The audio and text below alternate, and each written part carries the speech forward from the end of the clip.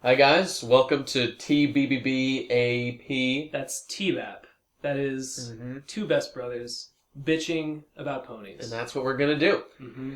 I'm Keg Standard. And I am Phantom Horn. And so the new episode, Daring Don't, just came out. Mm-hmm. We had some words. We had some words about it that we thought we'd like to share with you. And that's what we're going to do. It's all good, though. It is all good. Now, be warned. It's all good stuff. Be warned. Yes, it's all good. 100% positive. Nothing bad to say. How could we? Be warned. David Polsky, we love you. We do. We're assuming you've seen the episode, so if you haven't, go watch it. Let's just get into the best part of the episode that we like the most. Right, let's read the only part of our list, the good stuff. That's right. Probably my favorite thing about the episode was going back to, as we saw in Read It and Weep, Rainbow Dash and Twilight Sparkle are both big fans of Daring Do. And we see Rainbow read the Daring Do books throughout the series, which is a really nice touch. Nice continuity they have going. That's maybe one of my favorite things. Like, one of the things that I like most about the series is like after that change in her character in Read It and Weep, how they return to that, and how like the otherwise kind of mediocre Spike at Your Service has one of my favorite moments in the entire series. When Rainbow Dash crashes through the window and tells everyone about the new novel she's writing about a Pegasus who joins the Wonderbolts and becomes captain. I love that. It's great. So I was pretty excited for this episode because that's a really great running plot theme that I'm interested in. It was great. And I really enjoyed seeing, since Twilight and Rainbow Dash are both fans of the series, seeing the different types of fans that they are. Yeah. Twilight having this kind of really deep appreciation for the series, the author, all that kind of broad knowledge. But she's slightly less passionate than Rainbow. She's read all the Wikipedia articles. No doubt. On the Wikiponia articles. Fuck you. On AK Yearling. Yeah, for sure. Whereas Rainbow is kind of like that fan who just like obsesses about the series, doesn't really care where it comes from. Just loves it for what it is. Her love of the series is shallower but more intense. Yeah. So they really captured those two different but equally valid perspectives. Yeah, there were like two scenes basically that really showed that. The first one was with the two of them arguing kind of about who was the bigger fan. When Rainbow just says, "I'm the biggest fan of Daring Don't," Daring Do. And Twilight comes back with, I don't remember exactly, but she mentions that she was the one that introduced her to the series. Which is a good point. But she also says, this is just a nitpick from my personal perspective. I don't know if I really buy that A.K. Yearling, who I'm taking to be an analog of J.K. Rowling, who writes maybe not children's books, but like young adult fiction, and kind of like she writes genre works. I am a little skeptical when Twilight says she's her favorite author. I just don't see it. Twilight reads the history of Equestria and advanced magical texts. I would really see her going for something a little more like niche and a little more mature, like serious literary fiction. Right. And I know I'm kind of sounding like an elitist right now. I don't mean it like that. When I think of Twilight, I can believe that she would read something like this. But her favorite?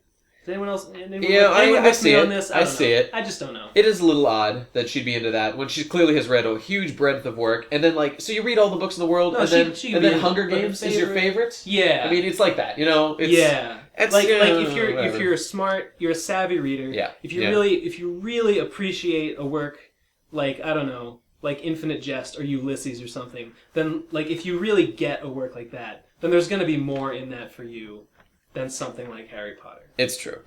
Hey, and just to finish the point I was making before, with the other scene that really showed off these two as fans, the scene where the two compare their knowledge of the series, sort of to solve the mystery of, they're trying to figure out where she's gone, right? Yes. Is that what was going on? They're trying to solve the mystery. They're trying to figure out, do they need to help her? Because, what's the deal with the ring and the temple and whatever? Right, all that stuff. That was good. It was cool to see the two go back and forth. You guys, if you've seen it, you know the scene I'm talking about. And then, all the other ponies are lost because they haven't read the books. Yeah. But then Pinky comes in. You gotta admit, Rainbow Dash makes a fair point. Typical Pinky reaction. Because Pinky knows. It's funny. Pinky knows things. It's funny. Okay, and that pretty much sums up that point. She knows how to play the organ. When she shouldn't know. Somehow. Yeah. So that brings us to the next point. Great animation. Really, throughout the episode, it's really... I mean, you can see it as the series gets up. It's really fluid. Fourth season has definitely stepped it up. No doubt. One of the best, Zinger face. I mean, we all know the face. The one when Daring Do says the thing, the wedding to ring line. I love you, Aoi Zodel, but yeah, I can't give you the ring until I properly propose. Rainbow Dash's face. She just has the smuggest look. So good. And she makes that exact look when reading the book, and one of these lines is said by Daring Do. She makes that exact face. It was beautiful. I kind of hated it. I kind of liked it. Yeah, but same, I give it my thumbs up. And then another return to form for the squishy face, and then return to form. It was beautiful. Right. When she kind of does at the party when she's excited about the book. It's the I think people would probably know it as the so awesome. Yeah, and that's my Rainbow Dash. That's my Rainbow Dash voice. So awesome. Yeah, and then when she sees AK Yearling and she does the squeeze thing, and she kind of has the lips. She does It's a little different. It's goofier. So sexual. It's even goofier.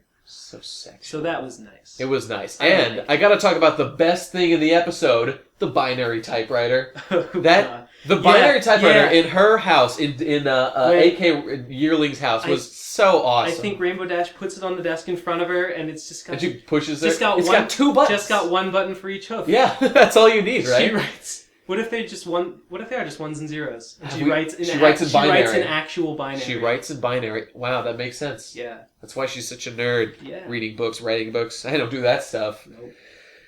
Yeah, so the animation, just really good. Really good the whole episode. Faces are pretty good.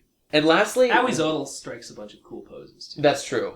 He looked good. He looked good the whole episode. I like him. I like his design. I like his horrible front face. He is really horrible. You know what he reminds me of? What? He reminds me of Andrew Hussy's Humanimals. The Humanimals. His head does anyway. He's funny. He's I don't like him. I don't like his design. I think he's stupid. Well, you're wrong. Maybe I am wrong. So the next thing that we thought was good, Rainbow's character in this episode. It was cool to see her, doubting herself again, kind of like in the Wonderbolt Academy, and yeah, you see her from both sides because you see her being really brash with her friends. Yep. And then you also see her being really brash and arrogant with her friends, but then she ditches all that immediately when it's just her and Daring Do, and that's kind of cool. Yeah. Because I can believe it. When she's with her idol, she's just really shuts down, and you see her kind of mess up stuff a lot because she's so nervous despite being such an awesome pony most of the time. Huge badass. A lot of people have a problem with how she got nerfed in this episode. And I do too. I think it was me too. It sucks silly. how she becomes powerless and gets she just gets grabbed by Aoi Zodel and that's it. She's done. She's kind of a damsel in distress. There is you could say that it's because she's nervous, which she is. But she makes up where she saves Daring Do later. But it's still weak. It's still a weak performance from Rainbow Dash. A pretty weak performance, but it's okay. I'm willing to look past it for that. Yeah. And that is it. So that's all the good things we have to say. Which so is obviously also, we're done. We have nothing else to say. Congratulations to everyone on having seen the best episode of Pony that has ever come out or ever will. Do you have something you want to say? I really like the whole way the show has handled Daring Do and Rainbow Dash, liking the series. I really enjoyed, so I was really hyped for this episode. And also, I was having read MLP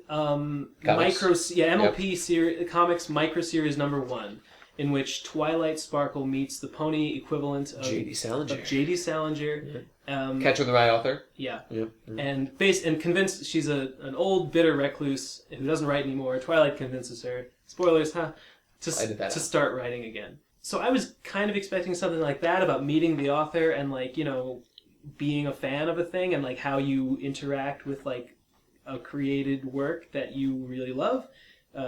But so I was expecting a slice of life episode. Yeah. And as you may have noticed, this is one of those adventure episodes, which I think I speak for most people when I say people like the slice of life better. The adventure episodes have been consistently worse. I think most people. Crystal Empire, lame. Candlelight Wedding was, good in some ways, but shitty in other ways. Well, most people really like Return of Harmony. Those ones are good. That's like the only one, though. That's the only good adventure. I know that I am particularly unfond of Elements of Harmony Part 2. Yeah, that's particular. Oh man, it's bad. I think that's the worst. Episode 1's good. Episode 2, I think it's the worst bad. episode of the whole series. Pretty bad. Not a good way to start. So but they fixed it. I was expecting slice of life. I got adventure, and so this episode started out not in a good it was way. Doomed to disappoint me. Yeah. When it made that switch, which none of us expected, but we didn't expect it, that was not good. Man. having said that, one of the major problems with this episode was there was a huge plot hole that, I mean, the whole adventure really didn't make a lot of sense when you look at it once it's all done. I didn't realize this watching the episode, but you got to think about it thinking about it afterwards, it was pretty big. Near the end of the episode, after she's, the whole thing, Rainbow Dash fucks up, Daring Do gets captured, she goes to the temple. Yep. In the end, Daring Do reveals that her plan was to get captured, so that kind of makes it okay. That's kind of like the big reveal at the end, and like they don't make a big deal out of it. They almost like gloss it over. I barely noticed at first. I barely noticed too. So, and yet like that's kind of the big reveal at the end, which ideally in a story like this you're supposed to find something out at the end. Yep. And it makes you look back and like it recontextualizes everything that's happened in the story up to this point. That's like a really satisfying ending. Yes.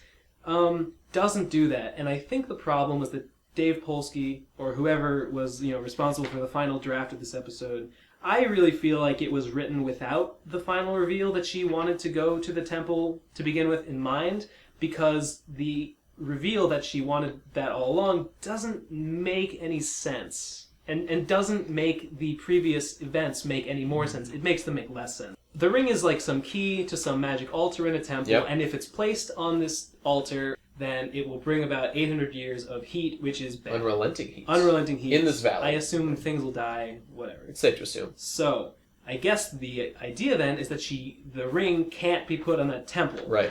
And yet, at the end of the episode, after the temple has been... Okay, her plan is to get kidnapped into the temple so that she can take apart the altar, which I guess is like the key to the temple's power. And so once the altar is destroyed... Right, when she takes them off, it destroys the place. Yeah. Once the altar is destroyed, the temple is destroyed. Then, after doing that, she smashes the ring.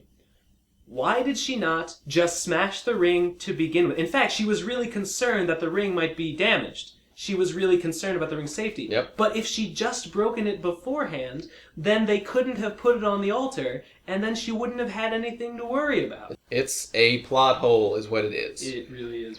Not to mention, her whole plan to get captured is really convoluted, and I don't know what exactly she did most of the things she did for. Because, like, the guy steals the ring so that he can sell it. Then she goes and disguises herself.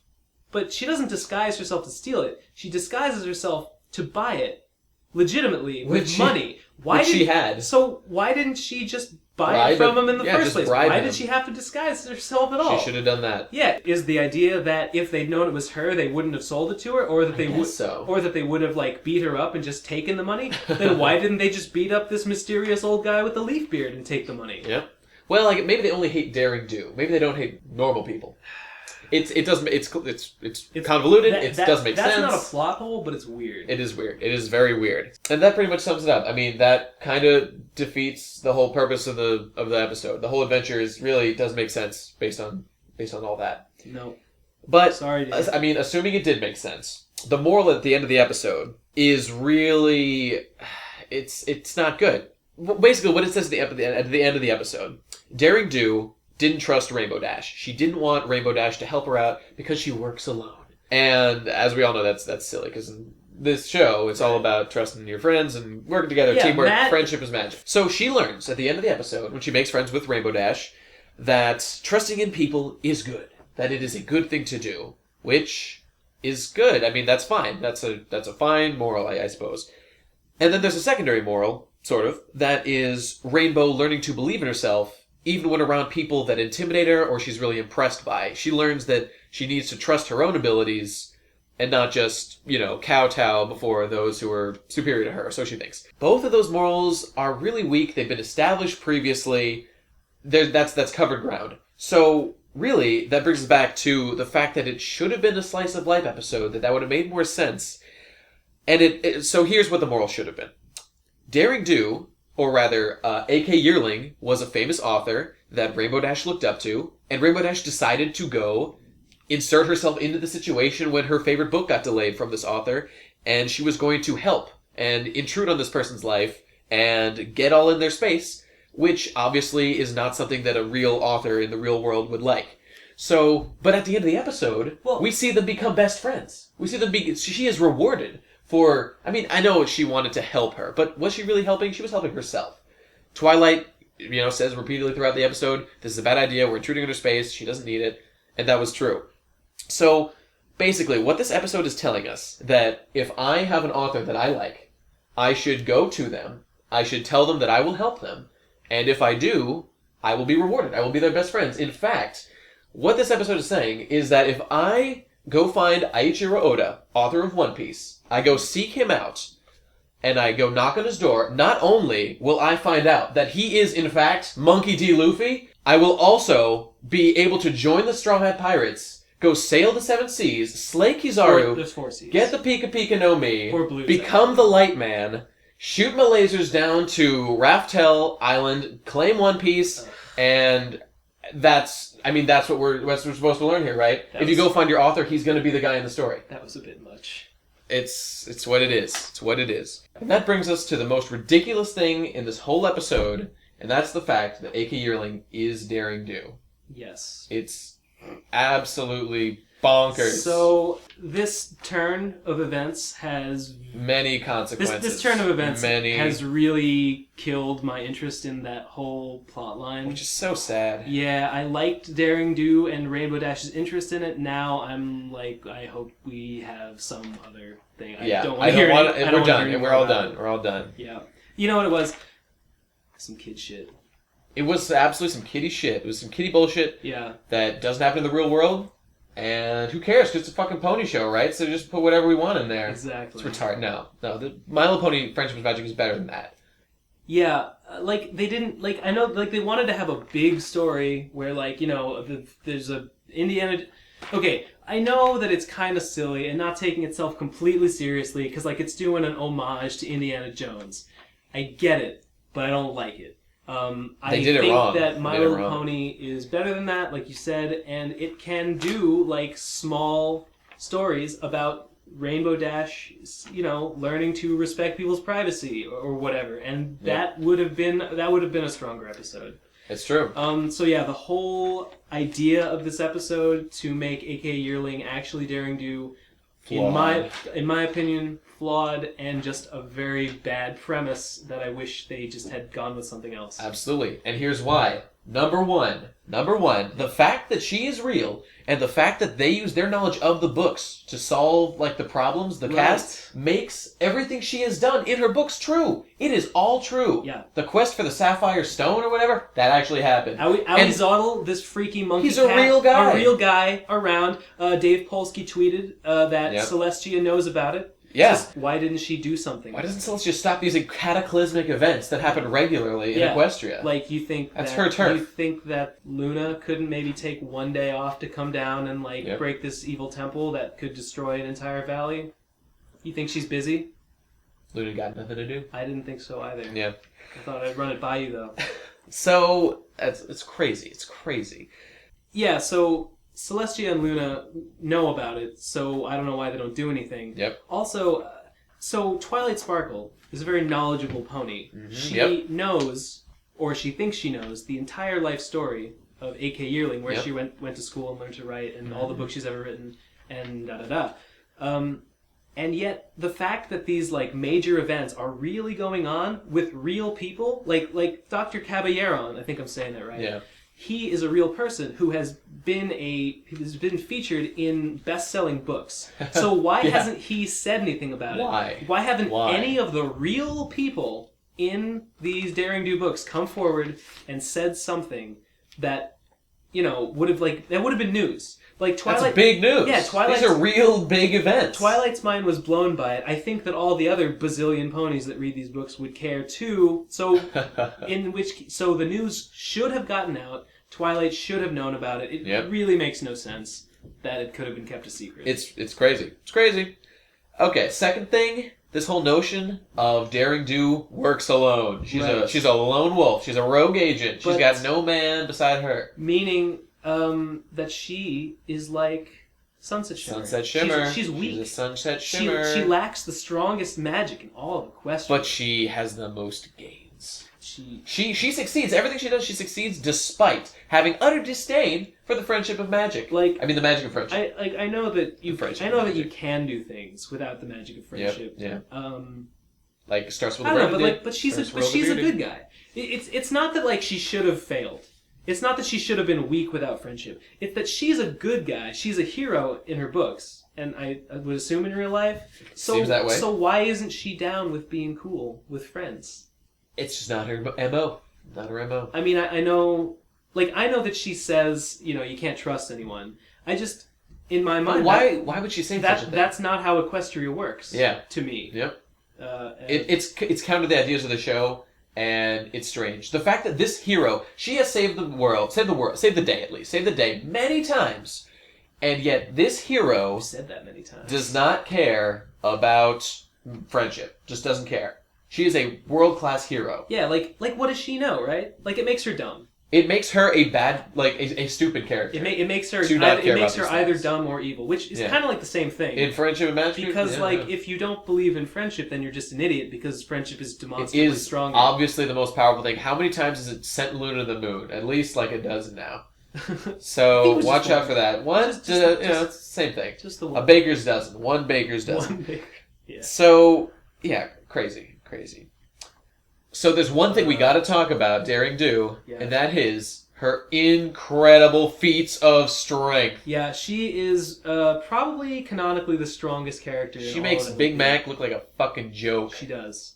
We're talking about the very end after she... After Rainbow saves her. It's impressive enough that she pulls the stone blocks out of the wall. Pulls them right out of there. But then, I don't know if any of you noticed this, but then when she lands... You know how she gets them off? She stomps them. She smashes the fuck out of them. She crushes the stone blocks under her feet.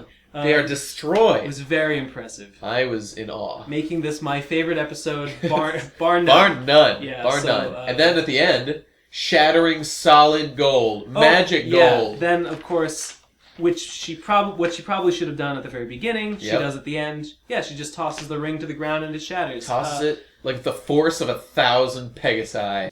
I was impressed. Also, I have a personal observation to make, which is that when she first reveals the magic ring from the book, it levitates.